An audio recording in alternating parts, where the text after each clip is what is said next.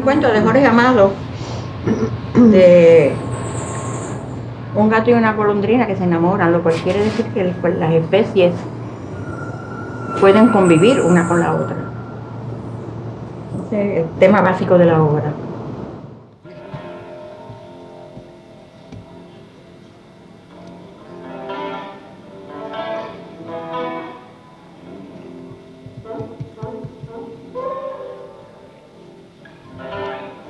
Es una historia de amor. Es una historia de amor, que sobre el amor puede sobre todo. Yo por lo menos iba a todos los ensayos, hasta entender, era mi primera experiencia, y hasta ir sumándome.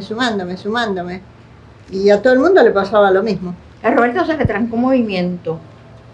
Y me acuerdo que yo le dije, trabaja ese movimiento, trabájalo. Y me acuerdo que tú comentaste, y te ves, eso mismo es con la cerámica, hay que trabajar el barro. Bueno, yo hice el vestuario. Y después hice la parte gráfica del programa, ¿no es cierto? Que entonces hice un cartel. Fue una producción conjunta de Nana Udo, Ballet de San Juan y Casa Candina y la escuela de Carlota Carrera, que nos donó el espacio para ensayar. El famoso All Pussycat es una historia pequeña, pero que ha dado lugar también en teatro. Se han hecho otras cosas, ¿no es cierto?, sobre el tema, y el cine y el... sobre ese tema, pero... Entonces se desarrollaron estas máscaras así. Esta era la de la menina. La de la menina. El múcaro. ¿Era? Las plumas se hicieron con foam. También se fue trabajando a base de ir poniendo y quitando y poniendo hasta que se logró. Hasta lograr lo que se quería. Lo que se quería. ¿Y esto? Este es el pavo real. El pavo real, que tenía también un traje espectacular, ¿no? La cola del pavo real la hicimos con 2 abanicos, ¿te acuerdas? Sí. Bueno, el espacio histriónico, teatral, como se diga, es como una magia así, donde todo pasa y se convierte en otra cosa en la escena, ¿no? Las luces de teatro es la fantasía. Tú un traje que con luz blanca se ve rojo, tú le tiras una luz verde y se ve lila.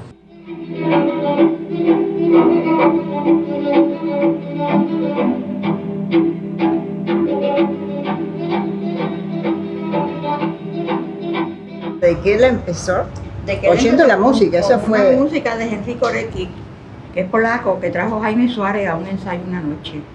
Ensayo no, porque era práctica de un grupo que improvisábamos todas las noches.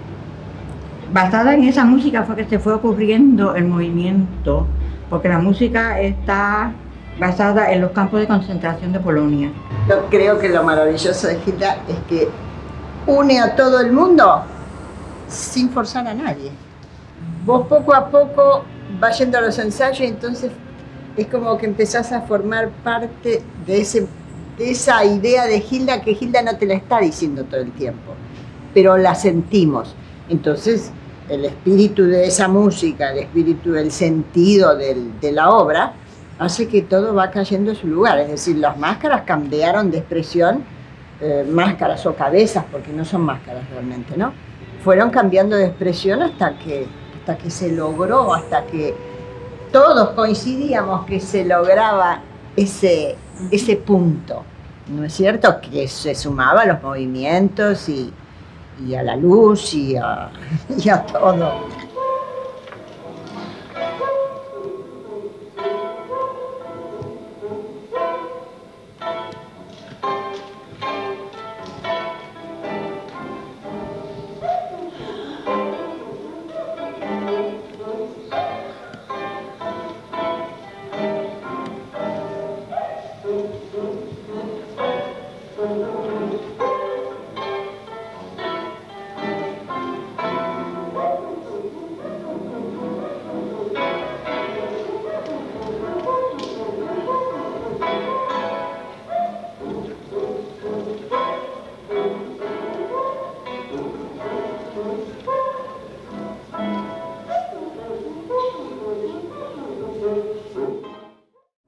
tenía yo 10 años cuando empecé con Hilda en los bailes españoles en Bailes de San Juan, que me inicié en Bailes de San Juan jovencita, y con Ana y con Hilda aprendí pues la disciplina, aprendí el buen gusto, y con Hilda sobre todo la importancia de los detalles. Ella nos enseñó en las posiciones de los brazos y cómo teníamos que empezar y terminar un movimiento. Y siempre recuerdo que decía, el tercer dedo debe quedar encima de la cabeza.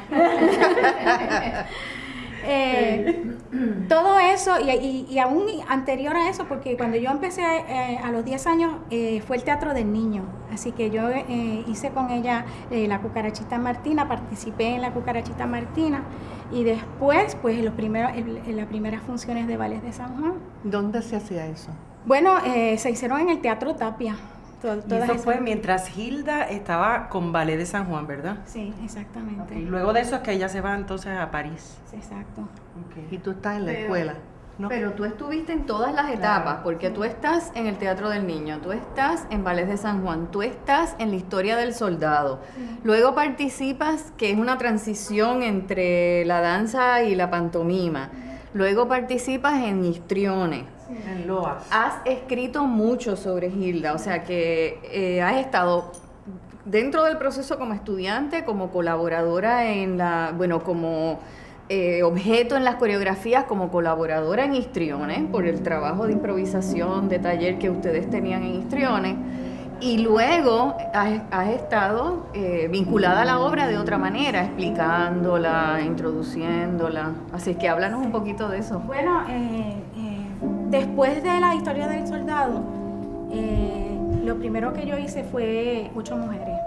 La primera vez que yo vi 8 mujeres fue una explosión a los sentidos tan extraordinaria.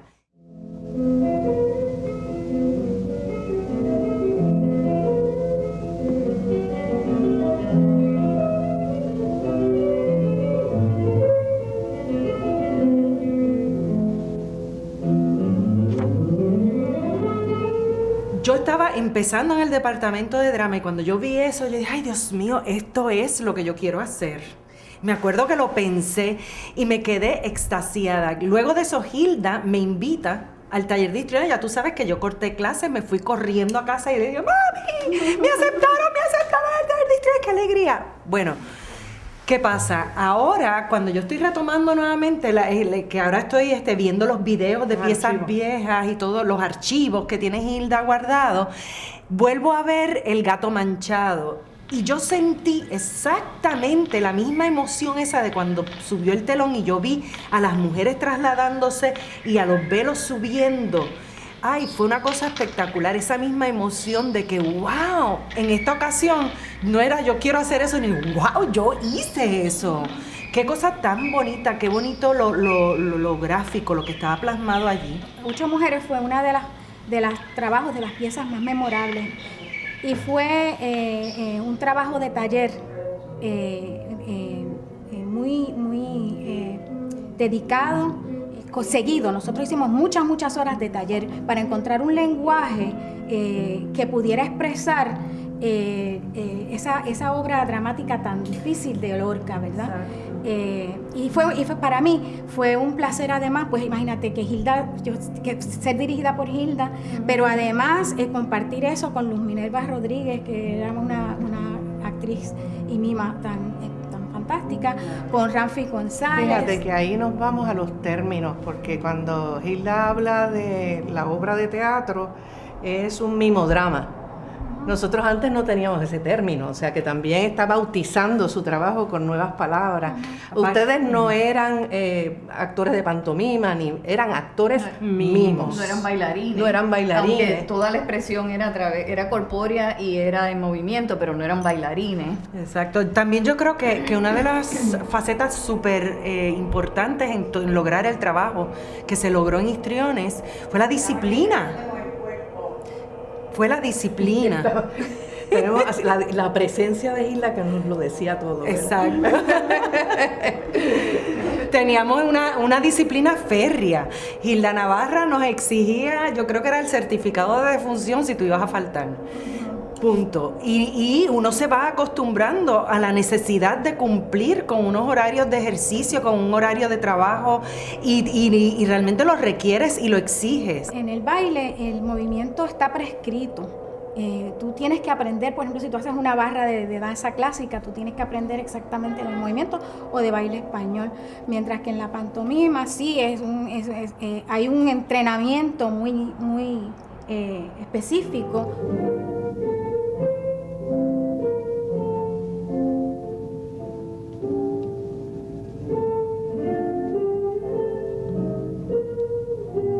Te vas a dirigir a la espontaneidad, a sacar de adentro, de tu interior, tu sabiduría interna, no es el movimiento exterior. Es que lo que tiene de particular para mí, ¿verdad? Que no participé nunca en histriones como observadora, lo que tenía de particular era que, como en la danza contemporánea y la danza aquí llamada experimental o posmoderna en otros sitios, cada pieza desarrollaba su vocabulario. No era un vocabulario prescrito, no era ese codificado académico que uno practicaba todos los días en una clase por 1 hora, sino que a base del entrenamiento que ustedes desarrollaban, que desarrolló Hilda a base de todos sus entrenamientos, entonces con cada pieza, según ustedes discutían el texto, digamos en 8 mujeres, según discutían una música o una idea o unas ilustraciones, entonces el movimiento poco a poco salía y cada pieza tiene un movimiento muy particular. Toccata es abstracta, pero es bien distinta a asíntota, que es abstracta también, ¿verdad? Cuando yo voy a ver el trabajo de Hilda como investigadora, recuerdo en un momento en que ustedes están trabajando la de La mujer del abanico, y cada 30 segundos el ensayo se detenía para que otra pareja improvisara la misma secuencia. Y era divino porque todos aprendíamos de todos. Todos aprendíamos de todo en estas improvisaciones. Hilda nos traía un tema, una palabra o una música, y basándonos en eso, pues entonces empezaba la improvisación. Por ejemplo, en La mujer del abanico, pues estábamos basándonos en una historia, ¿verdad? Y sí, se detenía. Y la otra pareja tiene otra forma de moverse, tiene otra visión de lo que es el personaje. Por ejemplo, siempre Hilda trataba de duplicar elencos, ¿verdad? Entraba uno de los elencos, la pareja, a hacer esta improvisación, y luego le tocaba a la otra, y lo que la otra recogía, Hilda decía, fíjalo, la otra pareja lo fijaba y a eso le añadía algo más. Entonces toda la visión del personaje de uno y del otro se podía integrar y hacía una cosa súper completa. Lo mismo pasó en 8 mujeres y en todas las piezas. Ok, pues me gustaría que Alma volviera a 8 mujeres, y una de las cosas que a mí siempre me llenó de curiosidad, porque yo no veía el proceso, era cómo después de todo ese trabajo de taller y de improvisación se fijaba la pieza final. Ese proceso Sí. que se inicia en el taller, en el trabajo de oficio, en el trabajo del taller, se lleva a los ensayos para las obras, para las propias obras. Y Hilda decía, ese movimiento está bien y lo vamos a mantener, pero este otro no lo vamos a mantener. Entonces se iba depurando y claro, era un trabajo, como tú dices, colectivo. Cada uno de nosotros tenía su propia voz corporal. Y me parece que para mí fue bien importante en mi desarrollo de mi carrera cuando hicimos a Tibón Oguerzuli, porque ahí no solamente hubo una conjunción del lenguaje corporal estético que estaba buscando histriones, sino que hubo una conjunción de muchas preocupaciones, del arte de muchas personas. Y la presencia de la raza como elemento fundamental temático, porque ya en Hilda estaba presente que hubiera bailarines negros bailando papeles que usualmente bailan bailarines blancos. En 8 mujeres, una de las chicas, la que hacía Adela, era una bailarina, una ejecutante, una actor mimo negra. Una de las que hacía Adela, porque... Una de las que hacía Adela que intercambiaba contigo, ¿no? Sí. Y eso para nosotros fue importante porque cuando yo entré a la universidad todavía los repartos se hacían de acuerdo al color.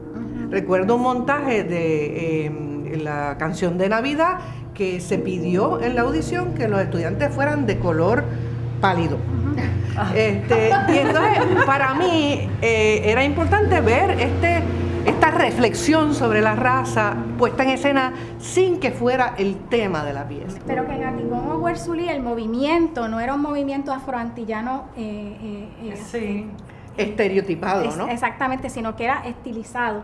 Pero sin embargo, Ángela María Dávila trajo a esa producción un ritmo verdaderamente afroantillano y un canto muy especial. Una voz ancestral. Una voz ancestral que le dio a esa pieza ¿verdad? Ambas cosas, lo estilizado y también... Y además ahí, Alma, cómo se potencia la voz como movimiento. Así es. O sea que también, te digo, para mí fue una experiencia súper estimulante recibir todos esos lenguajes a la vez.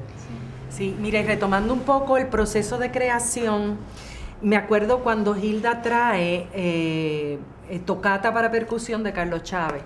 Nos puso la música y nos dijo a cada uno, escuchen un solo sonido, un solo instrumento musical. Y así fue que surgió la idea, o sea, un grupo hacía un instrumento, otro, y así por el estilo. O sea, que fue también una cosa totalmente diferente a lo que ya nosotros traíamos. De improvisar sobre un tema, en este caso fue improvisar sobre un sonido. Y ese sonido fue potenciado en escena también por el color. Ustedes vestían el color del sonido. Exacto. Y entonces eso ayudaba al espectador a procesar la pieza de arte. Y los saludos de Hilda, los saludos de las piezas eran fenomenales. En esta pieza en particular salíamos todos de escena y terminaban retazos en el piso, retazos de tela. Subía el telón, ¿no? Y lo que había eran los Exacto, retazos de bajaba el cera. telón, subía el telón y lo que se veían eran los retazos de tela. Quiere como si- decir que ustedes habían volado en canto. No, exacto, nos habíamos desintegrado. Todo el mundo se quedaba como, wow, Todos los este último sonidos se desvanecen statement. en el aire. Ahí era el color, ¿verdad? En Tocata. En Asíntota era la luz.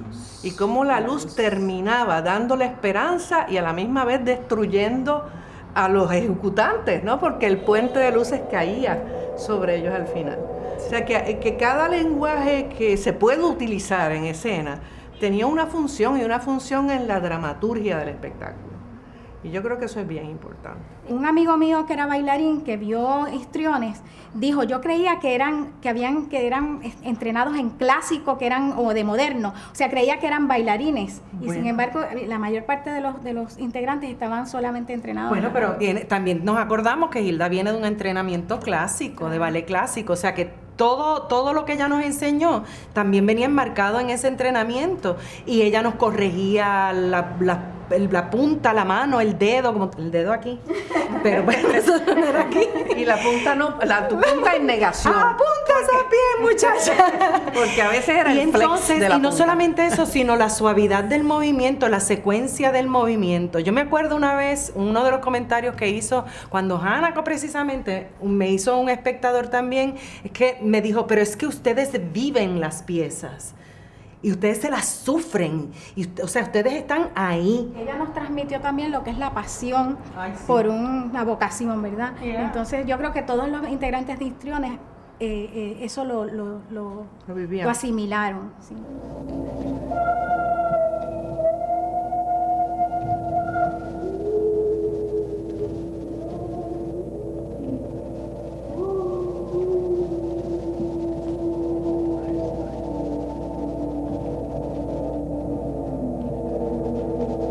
Muchas veces uno piensa en Hilda, ¿verdad? La gran bailarina, la directora, la maestra. Y es fácil olvidar los libros. Y yo creo que es importante hablar de los libros. No solamente los libros que Hilda leía, porque En muchas instancias, en sus propios libros, ella menciona la satisfacción, la inspiración, la pasión por la lectura. Esa satisfacción que dice Hilda de educarse a uno mismo leyendo, ¿verdad? Así es que ahí está Hilda, la gran lectora. Ahí está Hilda, la lectora que se inspira en la literatura, que es una forma del silencio también, ¿verdad? Para sus obras, ¿verdad? 8 mujeres, Abelardo y Eloísa, ¿verdad? Son mimodramas que parten de un texto literario. Y también tenemos 3 hermosos libros que ha publicado Hilda Navarra, ¿verdad? Esta es primera fase de... Exacto. Cronológicamente, La Cartilla es el primer libro publicado por Hilda, que es de 1986. Y Hilda publicó este libro originalmente como resultado de una licencia sabática de la Universidad de Puerto Rico, ¿verdad? En una edición preciosa que se usó como fotocopia, ¿verdad? Como texto fotocopiado por 21 años. Con su caligrafía. Con su caligrafía, con sus dibujos a líneas que son hermosos, con el diseño de las páginas, también bien elegante. Y con sus explicaciones. Y con sus explicaciones, ¿verdad? La cartilla es mucho más que un manual de ejercicio, ¿verdad? Es una historia de la pantomima, ¿verdad? Es una poética también, donde Hilda nos habla de su idea de lo que es el arte, ¿verdad?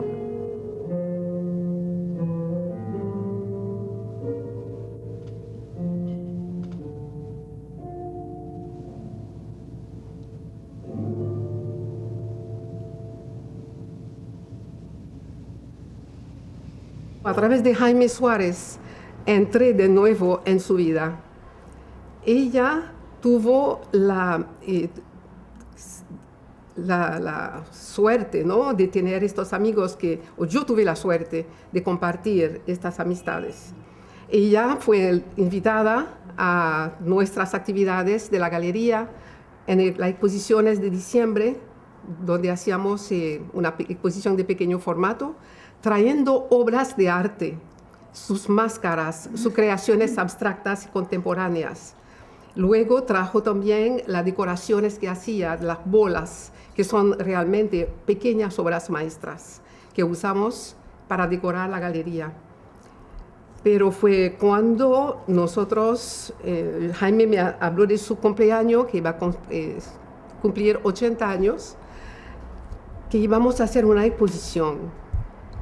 Entonces yo me quedé maravillada de las obras que trajo de tantos artistas, de tantos medios, pintura, gráfica, dibujos, de los artistas de Puerto Rico que conocíamos, de Tufiño, de Omar, y además me di cuenta que ella había traído artistas de tantas disciplinas, escritores, músicos, bailarines.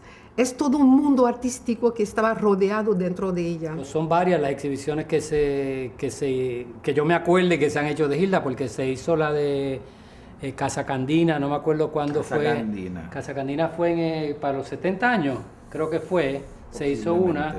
Se hizo la de Botello, se hizo otra en el Turabo para cuando le dieron el doctorado honoris causa. Y una de las cosas que sorprende, porque no todos los artistas somos así, es la documentación que ella tiene de su obra. Entonces, una persona que es extraordinaria, como ella, es la conciencia histórica de guardar el récord de todo. Si uno va a organizar una exhibición de Hilda Navarro, no por obligación, o tiene que usar un museo enorme entero, o tienes que hacerla por tema. Yo era parte integral de Taller de Histriones. Yo fui un miembro más de Taller de Histriones siempre. Yo iba a todos y cada uno de los ensayos, aprovechaba y hacía ejercicio con el grupo y después me integraba a mi parte como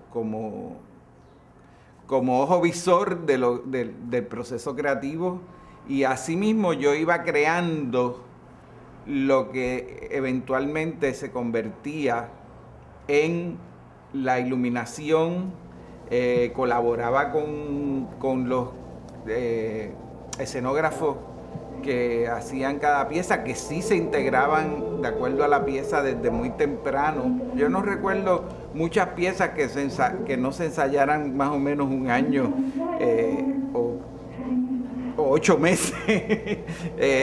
Las piezas se trabajaban y se bordaban y se tejían hasta el mínimo detalle. Nosotros probábamos, parábamos el ensayo cuando Gilda fijaba movimientos. Ahí a veces yo aprovechaba y fijaba movimientos de luz, porque la luz y el color de la luz y la sombra, porque la sombra es luz, y hay que entender eso para entender el trabajo de Gilda Navarra y Quique Benet y Jaime Suárez y todos, porque todos nos integramos en un equipo, una sola unidad en todos y cada uno de los proyectos que hicimos. Y entonces yo empecé a ir a los ensayos, ver cómo se manejaba todo eso, y no era que tú estuvieras de observador, porque yo sé que tú tampoco estabas, era que tú eras parte, o sea, tú podías contribuir, tú podías decir, y tenías la libertad que había allí de uno discutir, y uno desde el punto de vista de uno contribuir a lo que estaba pasando creativo. Y al proceso creativo. Este tiene una anécdota bien curiosa, porque fue, yo digo, mi bautizo de sangre en el teatro, que Gilda decía, no, porque vamos a hacer estos acordeones, y estos acordeones van a ser livianitos, y los actores los van a cerrar, y los van a abrir en distintas posiciones en el teatro. Digo, Gilda, eso no se va a poder, esta es mi mente de arquitecto, esto no se va a poder hacer porque esas cosas son demasiado pesadas. Dice, no, porque eso corta por el checo con aluminio y foam y pintura, y lo vamos a hacer así. Y yo me acuerdo que yo estuve como 6 meses yendo a ensayos y viendo y planificando, pues mira, sí, los podemos poner aquí, los podemos poner aquí, y Gilda los necesitaba aquí, los podía poner aquí. Como es la cuestión del teatro en Puerto Rico, llegamos al teatro el lunes para estrenar un viernes, ¿verdad? Y la primera vez que se ponen, y los actores que han estado 6 meses o 8 meses con música contada, manejando cómo se van a mover estas piezas, ellos ensayando el movimiento de las piezas, y digo, esto no va a funcionar, yo sé que no va a funcionar, y empiezan aquellas piezas a temblar, y eran bien difíciles de mover, como yo había dicho, ¿verdad? Y entonces Gilda me dice, pues vamos a tener que ver qué hacemos. Vete allá atrás y mira a ver qué hacemos. A ver qué te inventas rapidito. Y entonces yo me fui un momentito con la maqueta, que eran 3 acordeones separados, de hecho, originalmente me fui con las 3 acordeones a la parte de atrás del tapia, y empecé a jugar con ellos. Mira, la solución es poner uno fijo, que fue como se hizo al final, y que se cerró como una torre, se puso en rueda, y entonces el problema no fue para mí, digo, para mí fue el mal rato, pero fue para los actores que tuvieron que rehacer todos los movimientos basados en cambiar la torre. Entonces se agrandaba con la torre aquí, se achicaba metiendo la torre en el medio, se traía la torre al frente, se creaban distintos espacios, la misma idea que había de crear los distintos espacios con los acordeones, pero con una pieza fija, 2 piezas fijas y un movimiento.